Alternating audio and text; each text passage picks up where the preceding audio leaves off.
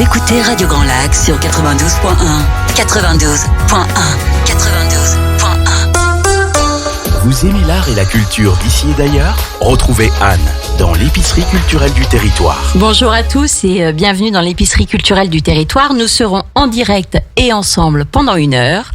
Alors aujourd'hui, le sujet qui nous intéresse, c'est le rôle des médecins et leur influence sur le développement de la ville d'Aix-les-Bains et de sa notoriété. Alors pour cela, nous allons remonter un peu le temps, tout en restant sur notre territoire, mais je peux vous assurer que nous allons partir pour un très beau voyage. Alors pour cela, avec moi, j'ai 2 invités, passionnés par l'histoire de notre territoire et entre autres par le sujet qui nous intéresse, et tous 2 passionnants, mais ça on va très très vite s'en rendre compte. Béatrice Drouhen-Charnot, alors anciennement guide conférencière de la ville d'Aix-les-Bains, aujourd'hui vous êtes vice-présidente de la Société d'art et d'histoire de la ville. Bonjour Béatrice. Bonjour Anne. Et Jean-Michel Belin. Alors Jean-Michel, vous êtes le propriétaire de ce lieu superbe qui est le château Brachet, aujourd'hui reconverti en boutique hôtel historique. Vous êtes aussi, donc qui était en fait dont l'ancien propriétaire n'était autre que le docteur Brachet, pardon. Tout à fait. Et vous êtes aussi membre de la Société d'art et d'histoire. Bonjour oui. Jean-Michel. Bonjour Anne. Alors, avant de rentrer dans le vif du sujet, moi, je trouvais que c'était intéressant quand même d'évoquer ensemble l'importance de la transmission.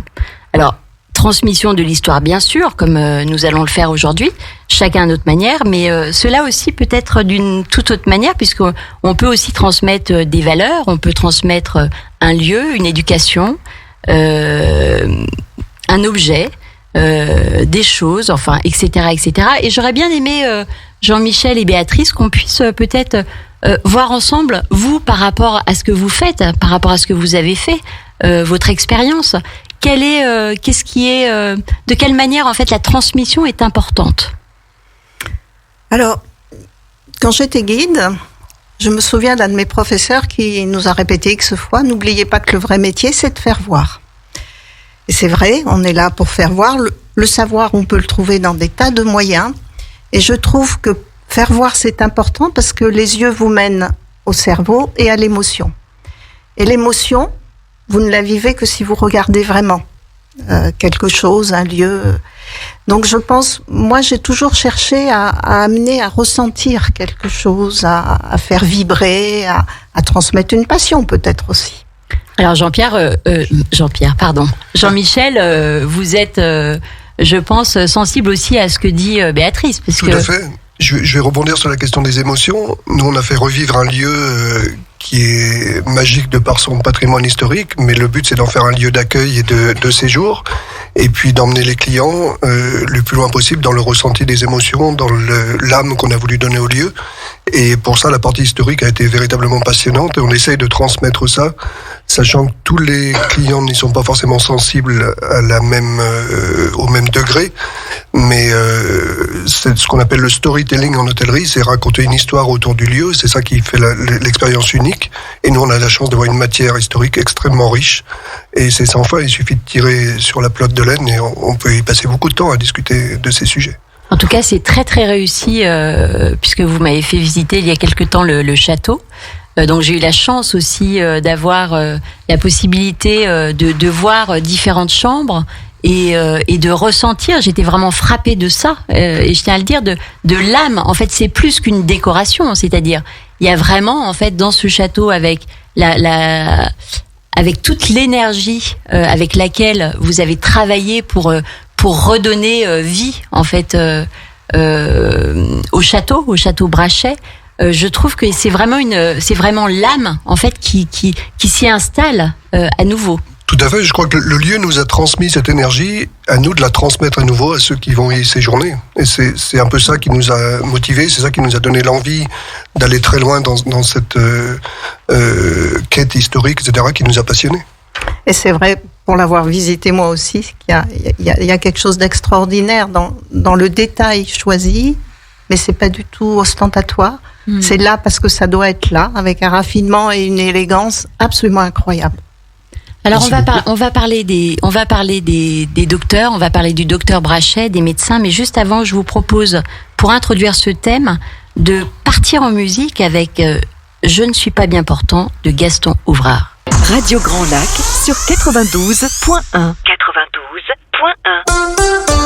Vous aimez l'art et la culture d'ici et d'ailleurs? Retrouvez Anne dans l'épicerie culturelle du territoire. Alors quand rien ne va plus, quand tous dévissent, quand tous détraquent, quand la rate se dilate, l'estomac bien trop bas et les côtes bien trop hautes, et les hanches qui se déhanchent et les genoux trop mous, on a quand même la chance d'avoir aussi à Aix-les-Bains des cures thermales qui ont été développées et mises au point par des médecins qui vont nous permettre d'aller quand même bien mieux. C'est tout à fait ça. C'est amusant cette chanson parce que c'est vrai qu'aujourd'hui, Aix-les-Bains, rhumatisme, tout semble bien cadré, bien classifié, catalogué. Et on oublie que c'est très récent en fait. La rhumatologie, c'est important, est née à Aix, bien sûr, en partie, mais de façon importante. Mais on soignait un petit peu tout à Aix auparavant, puisque ça s'inscrit dans les progrès de la médecine. On soignait tout ce qui se détraque dans le corps, on soignait aussi le mal de vivre.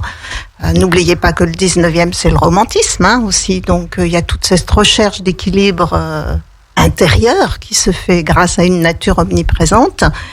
Et puis, ce travail absolument incroyable des médecins qui, petit à petit, ont amené cette médecine thermale à se spécialiser.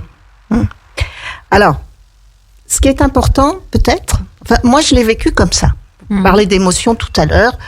Quand je réfléchis au travail des médecins, quand vous êtes installé dans un Bertolex, un chevalet. Qu'est-ce que c'est un Bertolex? C'est une cage ultra moderne avec presque un tableau de jet. Enfin bon, c'est très agréable. Moi, pendant tout le soin, je pensais à Joseph, à Constant, à Antoine d'Espine, qui ont travaillé, mais des années. Mais parce que vous êtes une romantique, Béatrice. Peut-être, mais je trouve qu'évoquer ce rôle des médecins, c'est enrichir humainement le soin actuel. Et ça m'a paru très important de pouvoir accompagner, faire vivre, parce que je suis dans l'émotion, certainement. Et c'est intéressant de voir comment ces pionniers, Aix a eu la chance incroyable, puisque certaines dynasties médecins sont toujours actuellement présentes dans la ville, d'avoir des dynasties. Alors c'est 5, 6, 3 médecins suivant les familles. Et ça veut dire donc vous voulez dire que les médecins, donc il y a eu les grands-pères, les pères, et encore aujourd'hui, on a des médecins de dynastie de Romain Forestier, le 6e d'une dynastie de père en fils. Alors après, ça peut être gendre beau-père, ça peut être époux. Françon aussi. Françon aussi. Et ce qui est étonnant, c'est qu'ils sont très parallèles dans les dates. Donc ça apporte une tradition longue, ça apporte une complémentarité. Ils ont sans doute au début être un peu concurrents. Pas forcément eux, mais de façon générale. Mais ils ont aussi collaboré à des recherches communes. Je pensais au docteur Brachet. Est-ce qu'il y a une suite, non, parce que le grand drame de la vie du couple Brachet, c'est de ne pas avoir eu d'enfants.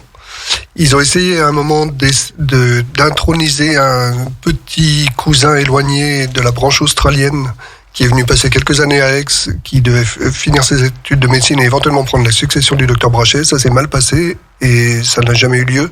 Et ça a été un grand désespoir pour le couple Brachet. Donc il n'y a pas eu d'héritage finalement familial? Ils rêvaient de cela, mais ils n'ont pas pu le Contrairement, donc Béatrice, vous avez dit à l'Épine, donc il y avait les d'Espine, ils sont 3, Forestier, ils doivent être 6. Vous avez également Françon, Vidal-Françon, ils sont également 6. Les Grabert du Vernet, donc ça donne une grande. Vous parliez de transmission tout à l'heure. Là, elle est très présente, bien sûr, cette transmission. Et ce qui est intéressant de se rappeler, c'est comment ces médecins pionniers, dans une époque où la médecine balbutie en quelque sorte, vont chercher par leur observation et par leur voyage. Il ne faut pas oublier qu'à ce moment-là, la saison est courte à Aix. Elle est très courte. On va dire les beaux jours, on va dire fin printemps, début automne. Donc l'hiver, on fait quoi? On voyage. Et ils sont incroyables. Ils n'arrêtent pas tous de voyager. Mais ils voyagent pas pour visiter. C'est voyager, visiter les stations thermales européennes. Donc on peut dire qu'en fait, ils ont quand même, par leurs travaux et leurs voyages, ils ont fait avancer et développer finalement la médecine thermale. Et la destination d'Aix-les-Bains. Et la destination Ils sont les meilleurs d'Aix-les-Bains. ambassadeurs à l'époque. Ils en assurent la promotion, ils échangent avec les autres leaders de la promotion et ce travail incessant a positionné Aix vraiment à la tête de l'innovation dans la médecine thermale. Je crois qu'il faut oser le dire. Oui. Mais il y a bien pourtant d'autres villes d'eau. Est-ce qu'on peut dire que Aix-les-Bains avait une place privilégiée par rapport, par exemple, je pense à Vichy, je pense. Moi, je pense qu'on peut le dire. En tous les cas, ils ont œuvré de façon incroyable et ça n'est pas par hasard que ce travail un petit peu sous-marin, même s'ils ont été très présents dans la partie fête, mondanité, sport, ce travail incessant qu'ils ont mené explique pourquoi la rhumatologie est née à Aix-les-Bains, en partie avec des médecins Henri et Jacques Forestier quand même. Donc c'est pas par hasard. Ça. Alors après, ils avaient des spécialités différentes, c'est ça ? Quand je pense par exemple au docteur Brachet, est-ce qu'il il était spécialisé dans la rhumatologie ? Alors à l'époque, lui, il était plutôt respiratoire, puisque il était responsable de l'établissement de Marlioz, qui était à l'époque la propriété d'Alphonse Mottet, qui était le maire d'Aix-les-Bains. Il avait donné la responsabilité de ce bâtiment Marlioz, qui aujourd'hui, on en voit encore les restes au milieu de l'espace Mercure. Donc il gérait l'espace Marlioz pour Alphonse Mottet en parallèle avec les cures qui se faisaient au centre-ville à l'établissement thermal. D'accord. Mais c'est vrai que la spécialisation thermale, elle est venue petit à petit en fonction des connaissances médicales, mais également en fonction de la qualité de l'eau. Il faut pas oublier la qualité première de l'eau thermale d'Aix-les-Bains. Mais quand vous penchez sur cette histoire, par exemple, deux d'Espines, vous avez Antoine et Constant, donc fils et petits-fils de Joseph le pionnier, qui ont, eux, grâce à leur observation sur l'hydrologie, ont fait un travail exceptionnel sur l'étude de ce qui va devenir, à la fin du siècle, la psychiatrie. Ça paraît étonnant. Comment avec des jets d'eau. Donc ça c'était en quelle année ? On était dans vous êtes dans la première moitié du 19e siècle. D'accord. Voilà. Et il faut vous rappeler que ce qu'on appelait à l'époque les aliénés, c'était un peu un fourre-tout général, on les soignait par l'hydrothérapie. Les jets chauds, les jets froids, c'était la panacée universelle pour de très nombreux aliénistes. Donc, mais il y avait des saignées, non ? C'était pas. Alors là, c'est ce qui est saignée, purgation, tout ça. Vous vous inscrivez dans une tradition hippocratique de la médecine, rééquilibrage des humeurs. On va pas aller plus loin. Et ce qui est intéressant, c'est que ces médecins, ils sont dans cette tradition-là, bien évidemment, mais par leur observation, ils vont aller plus loin. Quand vous pensez que Antoine d'Espines et le docteur Daquin ont observé, ont essayé de trouver autre chose que cette hydrothérapie, ont mis en place les bases, comment on va dire, d'un traitement moral de ces aliénés, ce qui va devenir la psychiatrie beaucoup plus tard. Eh bien, les travaux de ces médecins sont aujourd'hui encore traduits en anglais pour les universités américaines et anglaises. D'accord, donc on peut vraiment dire que c'était quand même les pionniers en matière maladie psychiatrique. Tout à fait. Et puis, je rebondis par rapport au docteur Brachet. Il faut se souvenir qu'il a fait ses études à Montpellier, ce qui n'était pas le cas de beaucoup de médecins à l'époque. On faisait Paris ou Turin principalement. C'était la grande ligne, disons, plus classique. Et Montpellier était connu pour être plus d'avant-garde et plus dans une optique qu'on appellerait aujourd'hui un petit peu holistique, s'intéresser à la personne de manière plus globale. D'accord, et c'est aussi cette connaissance et cette approche qui ramène à Aix-les-Bains ensuite. Est-ce qu'ils s'entendaient bien, tous ces médecins, entre eux ? C'est-à-dire, donc, en plus, s'ils avaient deux courants peut-être différents aussi d'aborder la médecine, est-ce qu'ils s'entendaient bien ? Est-ce qu'ils travaillaient de concert ? Comment ça se passait ? Je pense d'abord au début, ils étaient moins nombreux. Et puis quand ça s'est un petit peu multiplié, il y a eu des affinités, c'est sûr. Quand vous regardez les deux grandes dynasties Françon-Forestier, qui sont assez similaires dans les dates pour le relais des générations, forcément, ils se connaissaient, ils travaillaient et ils ont signé ensemble des recherches, bien évidemment. Bon, il y avait surtout peut-être une base de concurrence, mais replacer ça dans l'explosion totale d'Aix-les-Bains, Je pense qu'ils étaient beaucoup plus intéressés par garder les patients le plus longtemps sur Aix, les soigner dans la totalité, c'est-à-dire que bien sûr il y a le soin thermal, mais tout le monde n'allait pas au terme, et puis il y a tous les à côté. Et si tous ces médecins, au début, ont écrit tant de guides touristiques et médicaux, souvent c'est ensemble, c'est parce que certainement pour eux, toujours dans cette tradition de médecine hippocratique, le rééquilibrage, le bien, c'était parce que c'était une dimension thérapeutique Alors de la là, cure. on se rapproche aussi de la dimension holistique dont vous avez parlé tout à l'heure. Finalement, de quelle manière, en fait, partir en balade au Revard n'était pas le prolongement aussi d'une cure thermale, Absolument, ou d'un soin. clairement recommandé à l'issue de la cure d'aller prendre le bon air en montagne, etc. Et Aix-les-Bains avait tous les atouts pour cela. Et c'était une des manières d'attirer la belle clientèle que de proposer à la fois les promenades et puis ensuite les activités sportives, le golf, le champ de course, etc. etc. Et garder effectivement les patients le plus longtemps possible sur la destination. N'oubliez pas non plus qu'on est dans la période romantique. Encore une fois, la montagne a fait peur pendant longtemps. Grimper au sommet du Revard avant la fin du 19e, c'était une idée complètement folle. Il a fallu les premières grandes ascensions, il a fallu les romantiques qui tout d'un coup trouvent des émotions dans cette montagne terrible. Oui, parce qu'elle a été quand même très investie, cette montagne du Revard. Il y avait quand même une patinoire. Alors après, je sais pas, ça devait être... Non, ça, je pense que ça devait être très longtemps après. Ouais. Mais n'empêche qu'il y a eu la crémaillère aussi. Enfin, elle a été quand même très investie. Alors, à l'époque dont vous parliez, je ne sais pas de quelle manière elle était investie, mais en tout cas, il y a eu un développement de...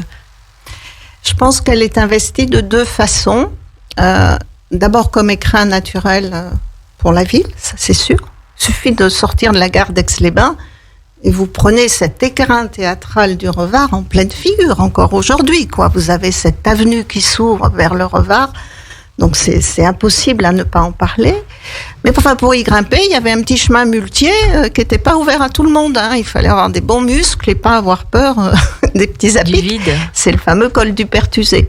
Donc là encore, nos rôles de médecins se retrouvent parce que dans les années 1870, le docteur Berthier, dans le cadre du CAF, qui n'oubliez pas, a été fondé à Aix-les-Bains et avec la section locale du CAF, ils vont aménager ce sentier muletier pour pouvoir monter un peu mieux au Revard. Je ne sais pas si vous l'avez emprunté, Anne, le col du Perthusé, mais ça grimpe bien quand même. C'est une classique aixoise. J'ai toujours des difficultés avec les noms. Donc, c'est quand vous montez de Mouxy et que vous montez à pied directement entre la falaise du Revard. Donc l'accessibilité du Revard est une grande question dans le dernier quart du 19e. Et puis, n'oubliez pas non plus que le 19e, la grande maladie, c'est la tuberculose.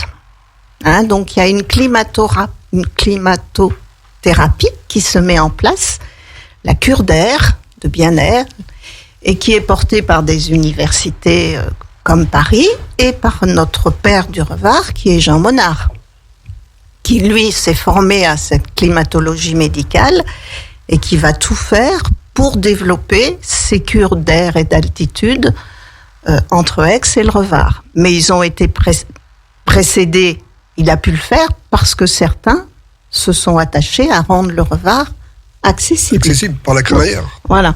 Dont effectivement le docteur Brachet, qui lui-même a rencontré l'ingénieur suisse qui avait déjà créé ce type de chemin de fer à crémaillère aux États-Unis d'une part et en Autriche d'autre part, si je me trompe pas. Et il lui a demandé s'il imaginait la faisabilité au Revard. Et la réponse était extrêmement positive.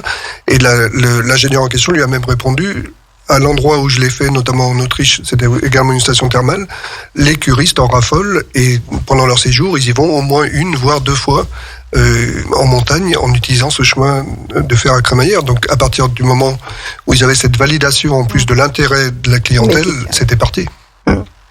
Et c'est vrai que les deux avancent un petit peu en même temps, d'autant plus que toujours l'idée, comment fidéliser sur un séjour long les clients, et en particulier, par exemple, ces fameux Anglais qui arrivent des Indes, par la Malle des Indes, qui s'arrêtaient à Aix, et qui restent un peu à Aix pour se reposer, faire une étape, et puis qui ensuite partent à Davos, en Suisse ou ailleurs, pour ces cures d'air. Donc, pourquoi aller si loin quand peut-être nous, on a ça sur place? Donc, notre fameux Monarque, pendant 3 ans, il fait 20 ascensions nocturnes au Revard, pédestres, pour être au lever du soleil en hiver au Revard, et faire ses relevés de climat du Revard le matin en plein hiver. Est-ce qu'on a des photos de tout ça? Où est-ce qu'aujourd'hui on peut... Vous avez des ouvrages de référence avec l'un des membres éminents de notre société d'art et d'histoire, qui est un passionné fou, mais extraordinairement compétent, qui a beaucoup écrit sur le chemin de fer à Crémaillère, dans les ouvrages de la société d'art et d'histoire, et ses propres ouvrages à lui, qui est François Fouché, bien sûr. Alors ça, avec qui nous avons beaucoup travaillé également pour parler de la Crémaillère, parce qu'on y consacre 2 chambres du château. Au point de vue il y a 2 chambres qui reprennent le thème du chemin de fer à Crémaillère. Donc François Fouché nous a beaucoup aidé pour cette partie-là. Donc expliquez peut-être un peu, Jean-Michel, comment justement vous vous êtes inspiré, c'est-à-dire pour avoir l'étiquette, je sais pas si on veut parler d'étiquette de boutique hôtel historique, ça veut dire, ça vous a demandé en fait un vrai travail en fait, pour amener l'information, la décoration, les objets. Comment ça s'est passé tout ça? C'est un petit peu la cerise sur le gâteau de cette acquisition un peu folle pour faire revivre ce bâtiment et réveiller un petit peu la belle endormie, parce que je rappelle, c'est un bâtiment qui n'était plus habité à l'année depuis 1933, quand on l'a acquis en 2010. Et donc, il y avait cette partie historique qui était extrêmement riche, et pour laquelle nous sommes allés chercher des étudiants, 3 étudiants en Master 2 d'Histoire contemporaine de Grenoble, qui sont venus travailler avec nous pendant 3 ans, dont une est encore toujours chez nous, qui est responsable historique, qui s'appelle Fleur, et qui est encore en train de mettre les dernières touches à ce travail. Et donc, avec eux, on a mis en musique tout ce qu'on avait récupéré d'informations historiques par rapport au bâtiment, en lien aussi avec les anciens propriétaires avec qui on a fait un vrai travail de collaboration assez passionnant. Et ça nous a amené à créer effectivement un thème historique pour chacune des 15 chambres, qui sont toutes différentes. Donc thème lié soit à un personnage, soit à un lieu, soit à une destination particulière autour d'Aix-les-Bains. Donc le train du Revard est un des thèmes, les gorges du Cérose en est un autre. On a créé une chambre dédiée aux gorges du Cérose avant même de savoir que ça allait rouvrir. Alors ça, c'était un vrai cadeau pour nous. Mais j'allais dire, c'est presque un musée en fait, votre hôtel, et presque on aurait envie en fait d'avoir des visites de votre hôtel. Alors, en tout cas, moi, la dernière fois, c'est vraiment en fait ce que j'ai pensé. Je me suis dit, mais il faudrait... ça se visite. On le fait souvent visiter à des gens qui viennent un peu par curiosité, et on y passe pas mal de temps, mais ça nous passionne. Mais l'endroit où on a voulu mettre le curseur, ceci dit, c'est que la personne qui vient séjourner au Château Brachet pour avoir un séjour relaxant, confortable, etc., qui s'intéresse pas à l'histoire, elle doit quand même avoir la meilleure expérience possible. Donc on veut pas imposer cette charge historique aux patients, aux clients, mais en revanche, celui qui s'intéresse à cette partie-là, on peut en parler des heures, parce que nous on est complètement ouverts à ça, et on est assez passionnés par le sujet. Il y a une appropriation de l'histoire qui est formidable. Dans un musée, il y a toujours une distance qui se met en place entre l'œuvre et vous, même si vous la connaissez, mais il y a toujours cette espèce de distance.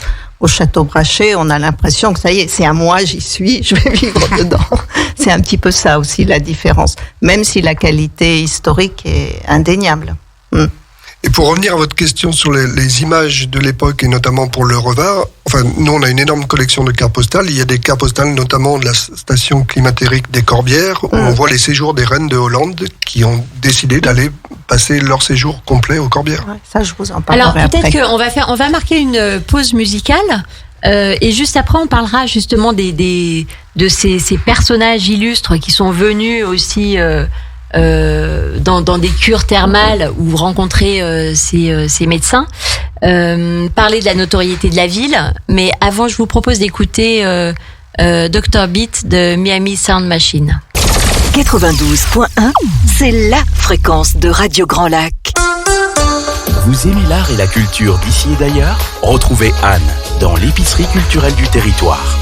Nous sommes toujours en direct sur Radio Grand Lac dans l'épicerie culturelle du territoire, donc sur le 92.1 FM ou sur le www.radiograndlac.com pour ceux qui ne sont pas dans le secteur. Alors aujourd'hui, le sujet qui nous intéresse, qui nous anime, qui nous passionne même, j'allais dire, donc le rôle des médecins et leur influence sur l'essor de la ville d'Aix-les-Bains et de sa notoriété.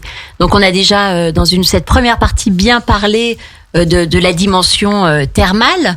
On va plus mettre l'accent sur cette deuxième partie sur la notoriété de la ville, comment elle a été portée, faite, auprès de qui, et qu'est-ce qui a été proposé. Donc ça, on l'a aussi évoqué en première partie, mais peut-être le développer. Qu'est-ce que finalement on a proposé à toute cette clientèle qui venait quelque temps en fait en cure ici, et de quelle manière en fait le rôle des médecins a été influent. Alors je sais pas qui parle en premier, Béatrice ou Jean-Michel. Alors de façon plus générale, Jean-Michel parlera des exemples précis des docteurs Léon Brachet et Blanc. Donc je rappelle juste pardon Béatrice, juste pour les auditeurs qui nous retrouvent. Donc nous sommes avec Béatrice Druyen Charnot, anciennement guide conférencière de la ville d'Aix-les-Bains, et Jean-Michel Belin, propriétaire du Château Brachet, donc qui était propriétaire, j'ai du mal avec ça, dont l'ancien propriétaire était le docteur Brachet, donc tous deux passionnés, et qui nous racontent en fait l'histoire du rôle de ces médecins.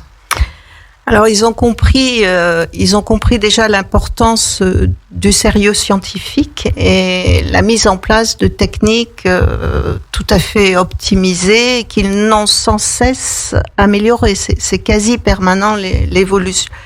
Le travail qu'ils font sur l'amélioration. Et on va parler des forestiers parce qu'ils sont ceux qui ont une dimension très sportive, donc ça permettra de rebondir.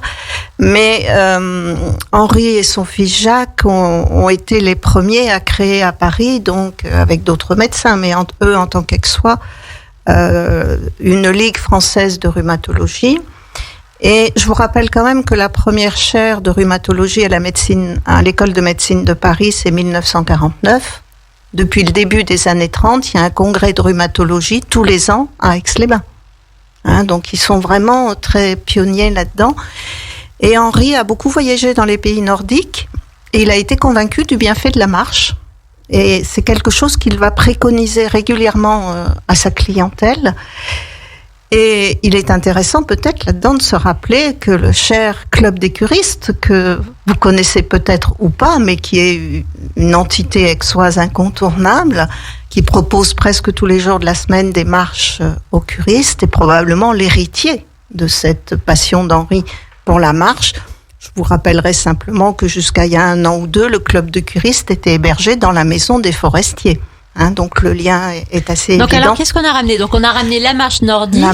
Qu'est-ce qu'on a ramené aussi d'autres pays ou d'autres inspirations ? Le golf, les courses hippiques, parce qu'il fallait attirer cette clientèle, particulièrement la clientèle aristocratique britannique, qui était habituée à ce type de loisirs, et il fallait pouvoir les proposer pour les garder. C'est pas les médecins, après, de quelle manière ? C'est pas les médecins, en fait, qui ont initié ça, si ? Comment c'est passé ? Ah, si, c'était des rois du marketing pour l'époque, disons. Ils faisaient vraiment énormément pour la promotion de la destination, toujours, effectivement, sur la rigueur scientifique d'abord de leurs travaux médicaux, mais au-delà de ça, ils s'appuyaient dessus pour faire grandir la destination d'Aix-les-Bains et pour mettre Aix-les-Bains sur la carte au plan international.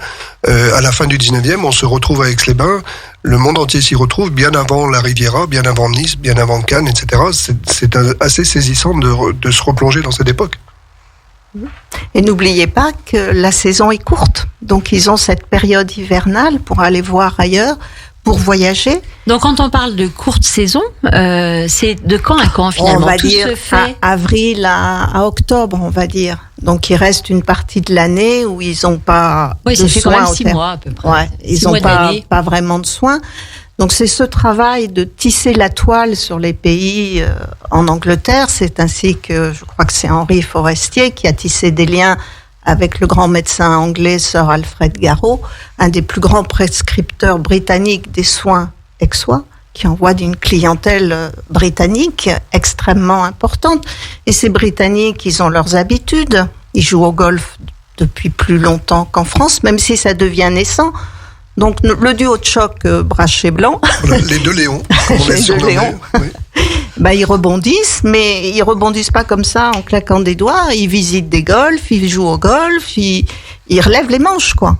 Et on arrive à la création du golfe de Corsuet, donc premier golfe d'Aix-les-Bains, 9 trous sur la colonne de Corsuet, plus ou moins en face du château Brachet, et inauguré en 1895 par le roi Georges de Grèce, donc très proche du couple Brachet, et c'est un événement pour la destination pour Aix-les-Bains.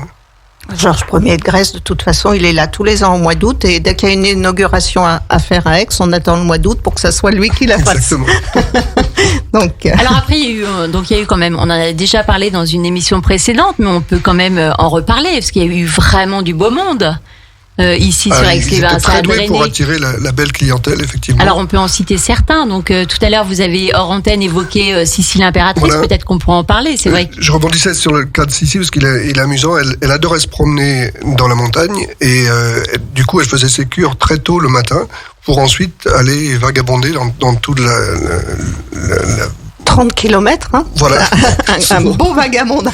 Et souvent, en plus, régulièrement avec un lecteur qui lui lisait de la poésie grecque. Elle avait souvent, ses promenades étaient assorties de lecture de poésie par son lecteur grec.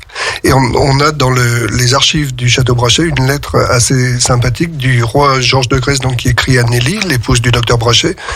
Et c'est au moment du séjour donc de l'impératrice d'Autriche Sissi en septembre 1895. Et à l'issue de ce séjour, le roi Georges de Grèce écrit à Nelly en disant « J'ai été ravi d'apprendre que l'impératrice d'Autriche s'est confiée aux soins du bon docteur. Je crains juste qu'elle est un petit peu fatiguée en l'obligeant à se lever tous les jours à 4 heures du matin. » Parce qu'effectivement, elle faisait sa cure le plus tôt possible. Les cures ont été ouvertes jusqu'à effectivement 4 heures parfois. Et elle faisait sa cure le plus tôt possible pour ensuite aller se promener toute la journée. Et aller voir le lever du soleil depuis le belvédère du Bois Vidal. Oui. Alors Serge Sueur, qui était là la dernière fois, qui a fait un livre remarquable, le livre Palace, bien sûr. Avec plein d'anecdotes en lien avec ces palaces et en lien avec cette clientèle fortunée. Il fait référence aussi à Sissi l'impératrice, bien entendu, et il parle aussi de cette petite, comment on peut dire ça, cette habitude un peu, j'allais dire ce caprice de star de bain de lait d'ânesse. Tout à fait. Elle n'avait pas que ça comme particularité un peu spéciale. Donc on allait en fait chercher, on allait recueillir du lait d'ânesse pour qu'elle prenne son bain tous les jours. C'était tous les jours. C'était quand même quelque chose d'incroyable, ça. Alors il faudrait que Serge soit là pour nous en parler de façon plus précise. Moi, l'anecdote liée au lait et Élisabeth d'Autriche, c'était plutôt qu'elle mangeait 3 fois rien, Élisabeth d'Autriche, puisqu'elle voulait regarder sa taille, garder la ligne, et elle buvait beaucoup de lait. C'est peut-être pour ça qu'elle gambadait, en fait. Voilà. Donc elle avait une hygiène de vie qui était extrêmement drastique, mais qui lui a porté préjudice. D'ailleurs, elle a fait du mal à son corps par ce qu'elle s'imposait à elle-même. Et quand le lait était bon, elle achetait des vaches. Et elle a acheté des vaches à Aix-les-Bains. Oui, tout à fait. Qu'elle a ramené, je crois. Oui, en Autriche, oui, tout à fait. Mais c'est vrai que dans leur voyage, ils tissent des liens, ces médecins, donc des liens avec d'autres médecins, comme avec Sir Alfred Garreau.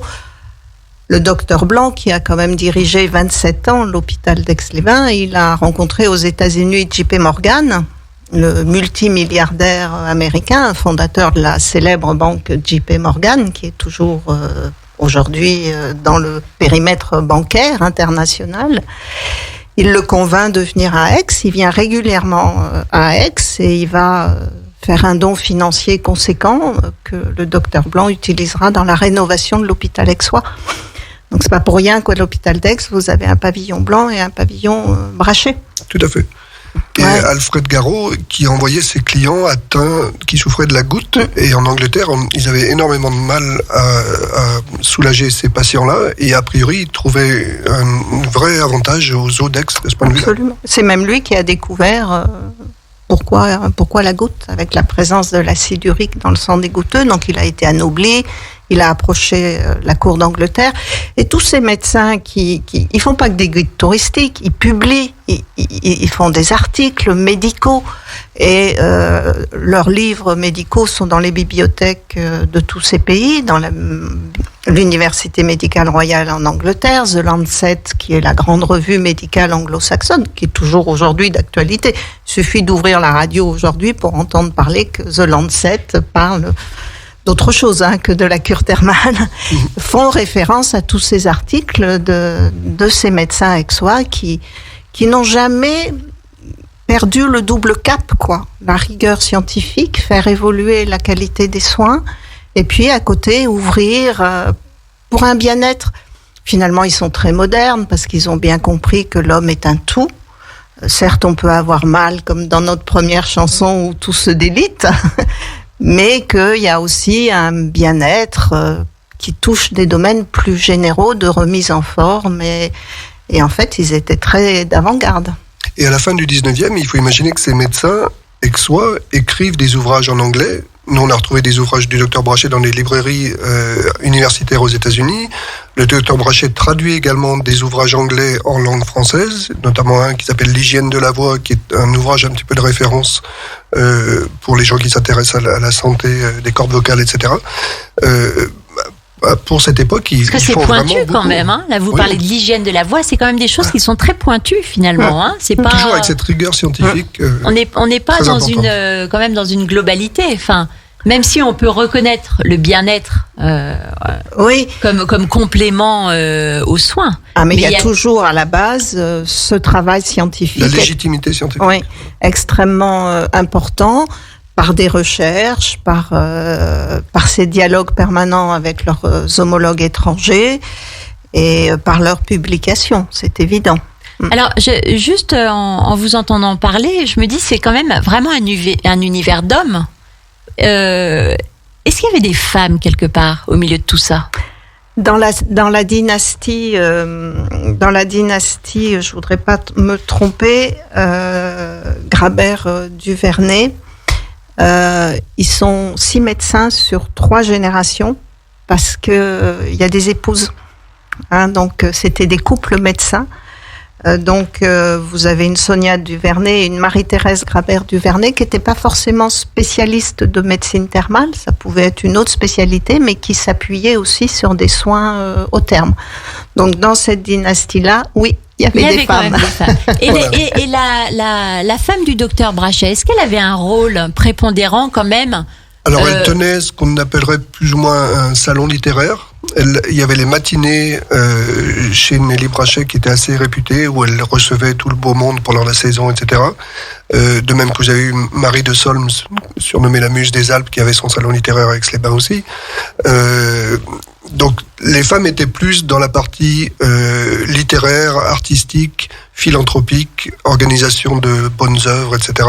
Mais elle donc finalement, participait à elle toutes les contribuait. festivités. Voilà, elle contribuait quand même finalement à la notoriété. Absolument. Au côté aussi peut-être relations publiques de ce qui se passait. Tout à fait, et on doit par exemple à Nelly Brachet la création d'une crèche qu'elle a créée puis gérée ensuite avec sa sœur Marguerite Bazaine, et la crèche d'Aix-les-Bains aujourd'hui s'appelle toujours Nelly Brachet. Très bien. Alors, on va marquer une dernière pause avant la dernière partie de notre émission en écoutant Francis Cabrel, encore le titre Docteur. Plongez dans le grand bain de la vie locale avec Radio Grand Lac. Vous aimez l'art et la culture d'ici et d'ailleurs? Retrouvez Anne dans l'épicerie culturelle du territoire. Toujours en direct dans l'épicerie culturelle du territoire. Merci de nous écouter, merci d'être là. Nous sommes toujours autour de ce sujet passionnant qui est le rôle des médecins pour la ville d'Aix-les-Bains au 19e et 20e avec Béatrice Drouhen-Charnot, anciennement guide conférencière de la ville d'Aix-les-Bains, vice-présidente de la Société d'art et d'histoire de la ville, et Jean-Michel Belin, propriétaire du Château Brachet et également membre de la Société d'art et d'histoire. Alors, on est en toute fin d'émission puisqu'il nous reste 9 minutes. Il nous manque toujours 1 heure. Je crois que c'est un petit peu le drame de cette émission sur certains sujets. Alors, on a bien quand même parlé de l'importance. On a vu quand même ce rôle capital que tenaient les médecins, ne serait-ce dans le travail et dans la de recherche, dans les travaux. En termes on a parlé de la rhumatologie, on a parlé des maladies nerveuses, mais aussi le rôle prépondérant qu'ils avaient concernant la notoriété de la ville. Voilà. Alors, je crois, Béatrice, vous vouliez aussi rajouter quelque chose, parce qu'on a surtout parlé effectivement du 19e. Je voulais pas que ça restait sur ce côté passéiste et finir en se disant et maintenant, voilà. Et je crois que pour cela, il me faut évoquer un personnage extraordinairement important pour Aix et le thermalisme du XXIe siècle, qui est l'un des derniers représentants médecins d'une des dynasties aixoises, qui est Bernard Grabert du Vernet, qui a dirigé entre autres pendant 3 ans et juste avant sa fermeture l'école des techniques thermales aixoises, et qui va accepter en 1992 de quitter son cabinet libéral pour prendre le poste nouvellement créé de directeur médical des thermes. Vous êtes à la fin du XXe, on pense de plus en plus à un nouveau bâtiment. Et il va faire un travail absolument incroyable pour la refonte du thermalisme, parce que Chevalet, c'est pas que des murs, c'est une refonte profonde du thermalisme en s'appuyant sur les qualités des techniques thermales, mais en les adaptant au XXIe siècle et surtout en intégrant Aix-les-Bains dans l'ensemble des autres villes thermales. Donc il fait un travail absolument incroyable, en accompagnant des recherches sur le matériel, comme le Bertolex, justement, qui a été breveté et déposé par les thermes, la Manudouche, le Pédidouche. Voilà, donc il a ouvert la porte au thermalisme du XXIe siècle, et c'était, je crois, important de le signaler pour que on ait bien conscience que tout ce travail en sous-main, peut-être très artisanal, de ces médecins, continue aujourd'hui grâce à ce médecin aussi très important qui a su faire une transition. On est toujours encore dans la transmission. Absolument. Vous vouliez rajouter quelque chose, Jean-Michel ? Il y a aussi l'idée un petit peu que le thermalisme à Aix-les-Bains peut redevenir un thermalisme aussi de tourisme et de bien-être, et pas seulement ce que j'appelle entre guillemets le thermalisme sécurité sociale, qui a été une bonne partie de l'histoire du XXe siècle après la Seconde Guerre. Là, il y a quelque chose qui est en train de se développer pour à nouveau monter en qualité, monter en notoriété. On retrouve un petit peu un élan, j'ai l'impression, comme on a eu peut-être à la fin du XIXe, où il y a beaucoup de choses qui tirent la destination vers le haut. Et oui, les qualités profondes sont toujours là et on peut s'appuyer en confiance sur elles pour aller plus loin. Alors, cette mine d'informations... où est-ce qu'on pour les auditeurs qui aimeraient encore en savoir plus, alors je sais qu'il y a pas mal de choses dans les archives. D'ailleurs, je trouve qu'il y a une histoire très belle aussi concernant le château Brachet, Jean-Michel, puisque on vous a aussi remis quand même les archives du château. Je trouve ça assez féerique, ça fait rêver quand même. On a eu la chance de travailler. On a l'impression qu'on va monter dans le grenier et récupérer, ouvrir une malle. Et on découvre des choses très régulièrement encore. On a eu la chance de travailler avec une partie des membres de la famille de ceux qui nous ont vendu les bâtiments, qui eux-mêmes avaient vidé tous les placards, récupéré toutes ces archives, ont commencé à faire du tri, et puis, sachant que nous, on faisait un travail historique, en fait, on a travaillé ensemble un petit peu à distance avec eux, on s'est vraiment passionnés, chaque fois qu'on faisait une découverte, on la partageait, et à telle enseigne que, sachant qu'on ouvrait l'établissement, ils nous ont confié l'essentiel de leurs archives, qu'on trouve présentées dans nos différentes vitrines, etc. Donc c'est extrêmement gratifiant pour nous, et extrêmement sympathique et généreux de leur part de mettre ça à disposition pour qu'on puisse ouvrir ce fonds d'archives du château à beaucoup de visiteurs. Et puis c'est magnifique aussi la manière dont ça a été conservé, parce que ça aurait pu disparaître. Je pense aussi que quelque part c'est une reconnaissance de tout votre travail, et c'est tellement mérité dans le sens comment finalement en fait ces trésors-là ne pourraient être mieux mis en valeur. C'est-à-dire c'est ce qu'ils ont considéré qu'ils étaient bien mis en valeur pour les partager aussi. Après, concernant je pensais à la Société d'art et d'histoire, c'est-à-dire toutes les archives, toutes les photos, les textes, les livres, les informations en fait. Alors c'est vrai qu'on a la chance à Aix d'avoir un service des archives communales, puisque c'est l'intitulé officiel, qui est tout à fait performant, dynamique, qui a numérisé une part très très importante des archives et qui fait un travail remarquable, accompagné régulièrement par des expositions. C'est au cœur de ce service qu'est abrité le service de l'inventaire, qui lui aussi a fait un travail de connaissance bâtiment par bâtiment, qui est une mine absolument incroyable.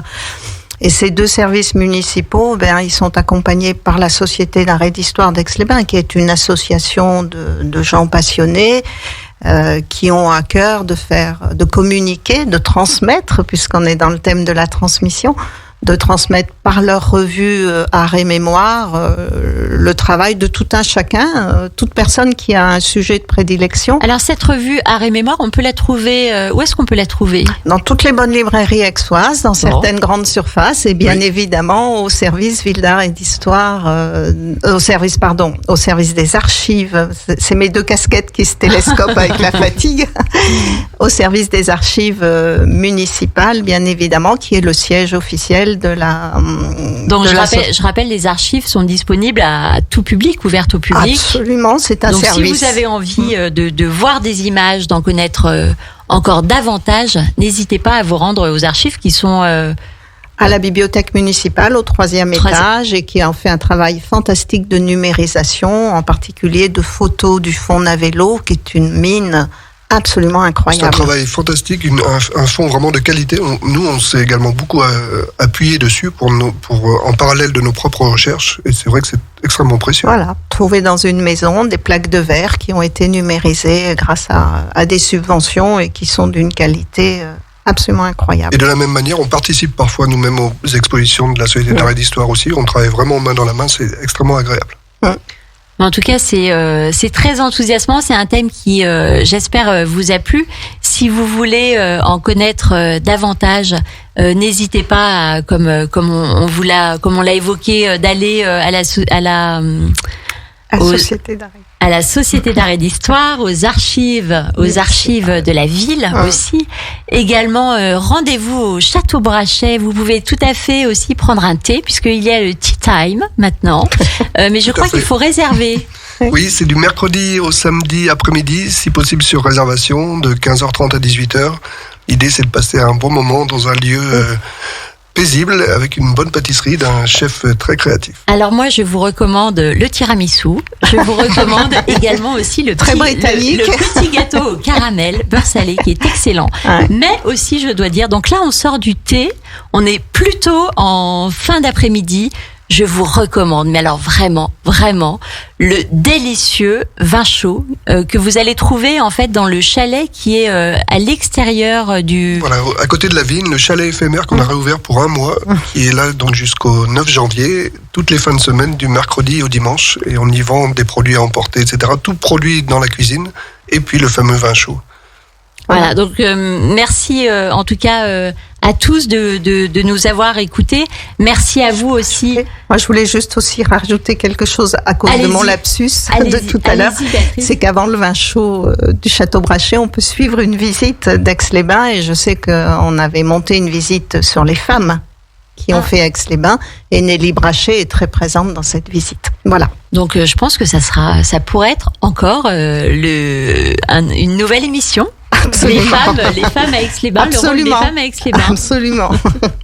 Donc merci à tous, un grand merci de nous avoir suivis. Pour ceux et celles qui aimeraient réécouter l'émission, vous rendez-vous sur la page YouTube de Radio Grand Lac. Il y a un podcast qui sera disponible sous 8 jours.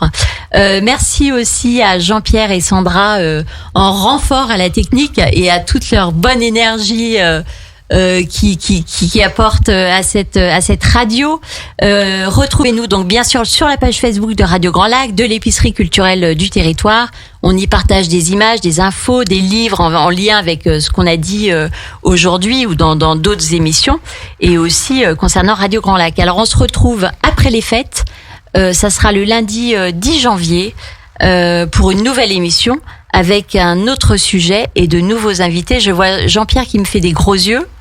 Non, pas du tout, Jean-Pierre. Bon, donc on se retrouvera bien le 10 janvier. Alors soyez présents et d'ici là, je vous souhaite à chacun, à tous, de très belles fêtes de fin d'année et de transmettre beaucoup de joie, d'amour à vos proches et aussi de faire un geste à ceux qui n'ont pas la chance d'être bien entourés pour ces fêtes de Noël, parce que souvent on est un petit peu centré sur nous et nos familles, mais certains, souvent qu'on ne voit même pas, parfois auraient besoin d'un petit geste de réconfort. Donc merci à vous, à votre bon cœur, et je vous dis à très vite et très bonne journée.